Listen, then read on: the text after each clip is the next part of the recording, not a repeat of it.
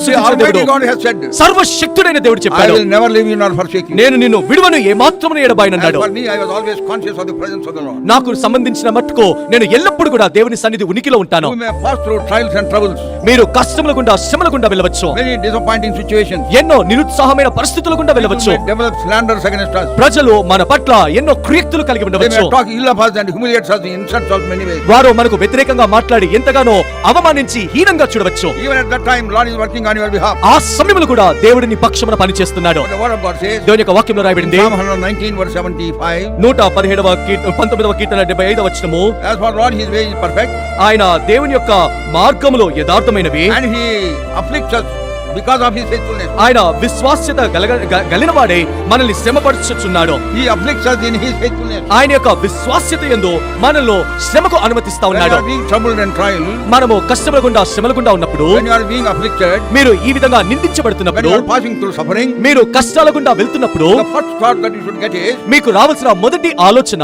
my Lord has allowed it. నా ప్రభువు దీన్ని అనుమతించాడు. And when he knows about it, ఆయన దాని గురించి తెలిసినప్పుడు, when he himself is doing it, ఆయనే మనకు తోడుగా ఉన్నప్పుడు, he would not be a silent spectator. ఆయన ఏమాత్రము కూడా చూస్తున్న వీక్షకుడుగా ఉండడు. He wants to try us and test us again and again. ఆయన మరలా మనల్ని పరీక్షించి పరిశోధించాలనుకుంటాడు. That's why sufferings are a divine principle of training God's people. అందుకొరకే దేవుని యొక్క ప్రజలను తర్బీదు చేయట కొరకు ఈ శ్రమలనేవి దైవికమైన సూత్రములు. Now, it is a definite thing that we have to pass through. మనము ఖచ్చితంగా ఆ పరిస్థితుల గుండా వెళ్ళాలి. Where in that situation you should rejoice in the Lord. అలాంటి పరిస్థితుల్లో దేవుని యందు ఆనందించాలి. David passed through terrible tensions in his life. దావీదు తన జీవితంలో ఎంతో భయంకరమైన పరిస్థితుల గుండా వెళ్ళాడు. He was anointed